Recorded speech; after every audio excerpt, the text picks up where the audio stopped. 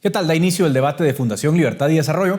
Vamos a hablar hoy de la visita de Brian Nichols, el subsecretario de Estado para el Hemisferio Occidental, a nuestro país. Ha estado en nuestro país, ha tenido reuniones importantes, se han abordado también temas muy importantes y para comentar todo lo relevante de esta visita me acompañan dos voces expertas. En primer lugar, Francisco Villagrán de León, él es diplomático retirado desde el año 2015, es actualmente profesor en la Universidad George Washington, tiene amplia experiencia en la diplomacia como embajador de Guatemala ante Naciones Unidas, Estados Unidos, entre otros destinos importantes.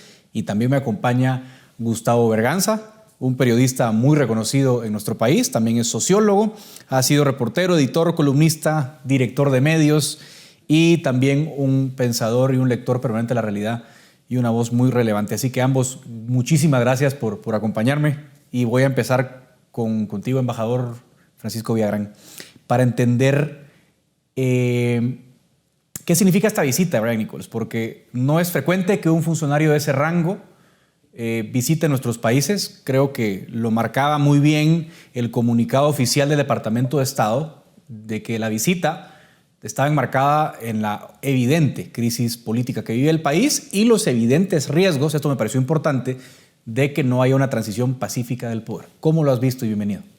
Muchas gracias por la invitación. Yo creo que tenemos que reconocer que se trata de una visita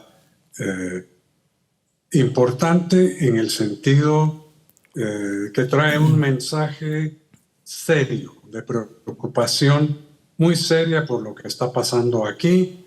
Trae una advertencia de las consecuencias que podría tener la continua obstrucción de la transición. Y aquí no me refiero exclusivamente a la transición de las autoridades salientes a las autoridades entrantes, sino al contexto institucional en el que se está dando.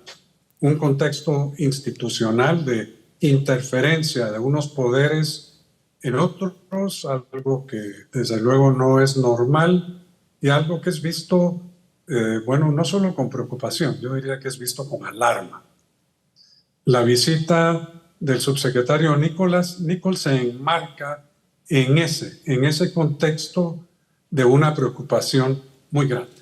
Claro, Gustavo, entendiendo ya esta visita un poco ex post, porque ya ha tenido reuniones, se reunió con el presidente electo, Bernardo Arévalo, pero no se reunió con el presidente Yamatei porque él no quiso recibirlo. Eso fue lo que dijo textualmente en una entrevista que le hacía Fernando El Rincón. ¿Por cómo entender esto, Gustavo? Bueno, en realidad es un desliz político de parte del presidente. Es decir, nadie se niega a recibir a alguien con el que puede mantener una comunicación, sobre todo si ese alguien viene del país con el que mantienes el mayor volumen de relaciones económicas y está situado en tu área de influencia, ¿verdad? Es decir, eso realmente fue un error garrafal de parte de Yamatei. Y por otra parte, la manera tan chusca de justificarlo de parte del secretario de Relaciones Públicas, del vocero de la presidencia, puede decir que no estaba a su nivel. Es decir, ¿cómo es posible eso? Yo estuve buscando en los buscadores de inteligencia artificial si había algún tipo de prohibición en la Convención de Viena o en cualquier tipo de norma protocolaria que impidiera recibirlo. Y bueno, Perplexity y BARD me dijeron que no había ninguna norma que lo prohibiera, pues, salvo que el jefe de misión acreditado en el país lo objetara, cosa que no sucedió, como sabemos, pues, porque el señor Nichols es el jefe de todos los embajadores de Estados Unidos en América, en el hemisferio occidental. Bueno, ya que le preguntaste a Bart, ahora le preguntamos al embajador Villagrán cómo lee este gesto, ¿no? Porque realmente no es un funcionario cualquiera, es el subsecretario de Estado para el Hemisferio Occidental. No recibirlo bajo esa excusa, ¿cómo se puede leer en el contexto actual, embajador? Pues yo creo que se debe leer como lo que es un error. Yo no diría una falta diplomática, es más que eso. Primero, lo que hay que aclarar es que Estados Unidos manda al secretario de Estado a muchos países del mundo y lo reciben los primeros ministros, los presidentes, los reyes, al secretario de Estado. Al subsecretario de Estado para Asuntos de África, va a África, lo recibe cualquier jefe de Estado, todos. En América Latina sucede lo mismo. No es solo una cuestión de protocolo, mucho menos de jerarquía. Aquí hay una consideración de realpolitik. Quien viene es el representante del presidente de los Estados Unidos. No viene un funcionario de menor rango, viene un funcionario de alto rango. Siempre los ha recibido el presidente.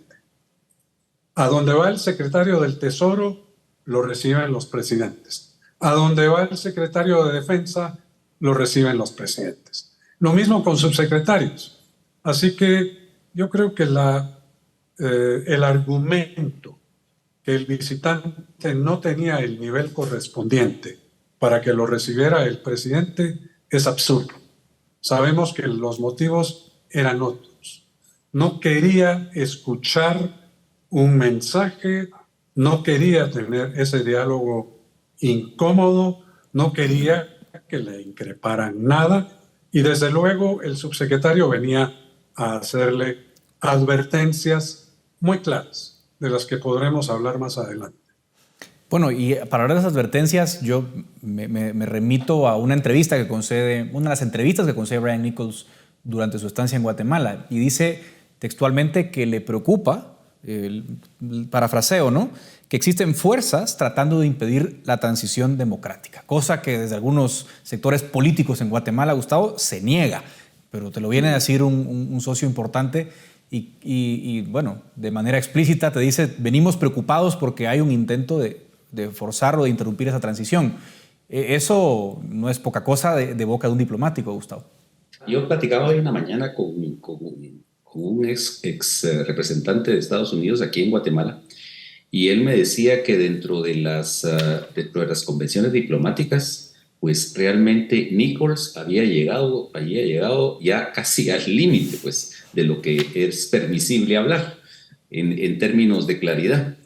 Entonces, bueno, ahí lo que vemos es que aunque en este país tengamos un travetismo político y nos disfracemos de demócratas, digamos que vamos a dar la vida por defender la transición, es obvio que lo que está en marcha es totalmente lo contrario, lo opuesto a lo que se está diciendo. Y eso no engaña ni a los guatemaltecos, salvo a los que lo quieren creer, ni engaña a la comunidad internacional. Ahora, embajador, hay un tema que es recurrente y te lo pregunto porque has escrito un libro al respecto de la soberanía, ¿no?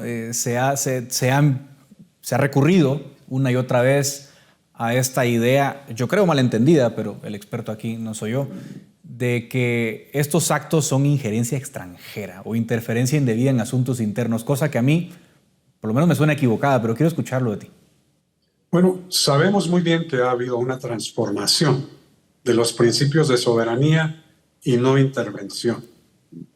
Y sabemos también que en todo lo relativo a los derechos humanos, que incluye los derechos civiles y políticos, el argumento de la intervención en asuntos internos ya no es aceptado. No se considera válido, hay asuntos que ya no pertenecen a la jurisdicción exclusiva de los estados y que ya representan una preocupación legítima de la comunidad internacional. El trato que se da en un país a sus ciudadanos ya es una preocupación considerada como legítima en las convenciones internacionales, en el derecho internacional y en la práctica de las relaciones internacionales. Así que hoy en día ese es un argumento vacío. No tiene ninguna aceptación en ninguna parte del mundo, al menos en el mundo civilizado. Y no se considera más que como un pretexto, no como un argumento válido. Sí, me permite dar una idea a esto. Es decir, Recientemente hemos visto cómo, por ejemplo, Suiza ha acatado un fallo de parte de la Corte Europea de Derechos Humanos, ¿no? Y ha liberado al señor Sperisek, que estaba preso, presuntamente porque se violaron sus derechos al ser procesado allá. Entonces, y no hemos visto en ningún momento que Suiza, que es como el lugar neutral por excelencia, es decir, esté renegando de ese fallo, sino lo atacó, lo acató. Entonces, ¿por qué venimos aquí en Guatemala con esos berrinchitos? Pues, es decir, aquí firmamos convenciones internacionales, las ratificamos con el Congreso de la República y luego estamos alegando el tema de la soberanía. Eso es una ridiculez, pues. Absolutamente suscribo. Ahora, embajador, aprovechando algo que dijo Nichols y algo que decías en una entrevista reciente que te hizo Plaza Pública. Hablo del rol de la OEA. El subsecretario Nichols decía que era importante el involucramiento de la OEA en este proceso de transición y también, obviamente, en la parte de la observación electoral. Tú decías que había tenido un rol inusual la OEA. Bueno, me parecía a mí también lo mismo, pero ¿podrías ampliarnos un poco eso y en todo caso también explicarnos qué herramientas hay al alcance de la OEA si las cosas en Guatemala empeoran? Bueno, normalmente el papel de la OEA en procesos electorales es de observación. Al concluir la elección, la misión de observación prepara un informe y se presenta en el Consejo Permanente de la OEA.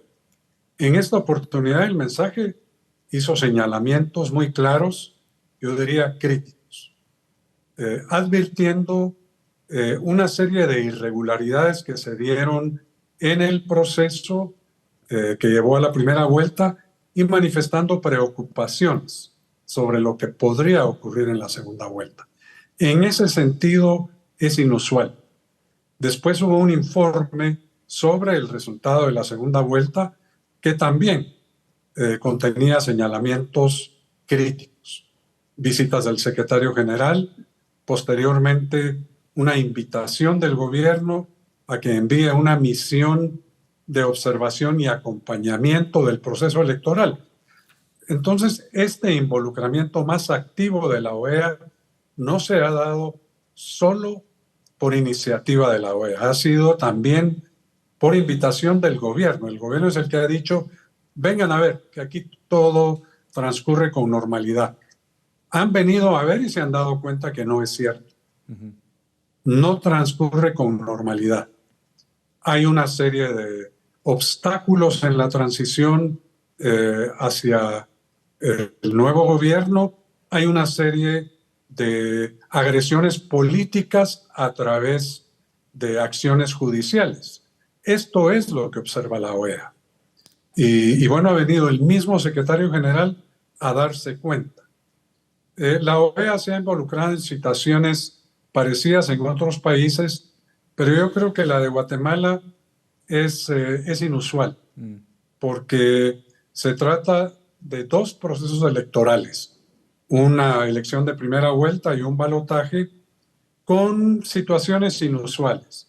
Pero se trata también de un proceso lleno de irregularidades después de la elección, lleno de interferencia de uno de los poderes del Estado en otro, lleno de acciones judiciales que ponen en peligro la institucionalidad, que ponen en peligro, desde luego, el orden constitucional, y esto es lo que se observa desde la OEA. Guatemala ya está siendo examinada bajo la Carta Democrática Interamericana, bajo el artículo 20, concretamente, que es el que se refiere a situaciones de alteración del orden constitucional. Así nos están viendo, y desde luego la afirmación del gobierno de que esta es una democracia funcional y ejemplar no tiene ninguna aceptación. Yo creo que es visto, no quiero usar un calificativo fuera de lugar, pero no es visto como algo serio. Esa es la verdad. Ahora, en ese sentido, Gustavo, en un hilo que publicabas recientemente en la plataforma X, otrora Twitter, hacías referencia al distanciamiento de algunos actores a lo interno del Estado, vamos a llamarlo así en términos burdos, de la agenda que busca interrumpir la transición, ¿no? Mencionabas, pero me parece interesante que has mencionado la distancia que han tomado Ministerio de Defensa, Ministerio de Gobernación. Es decir, parece que esa alianza, como decía Nichols en su visita, es un grupito. ¿Cómo lo has visto tú?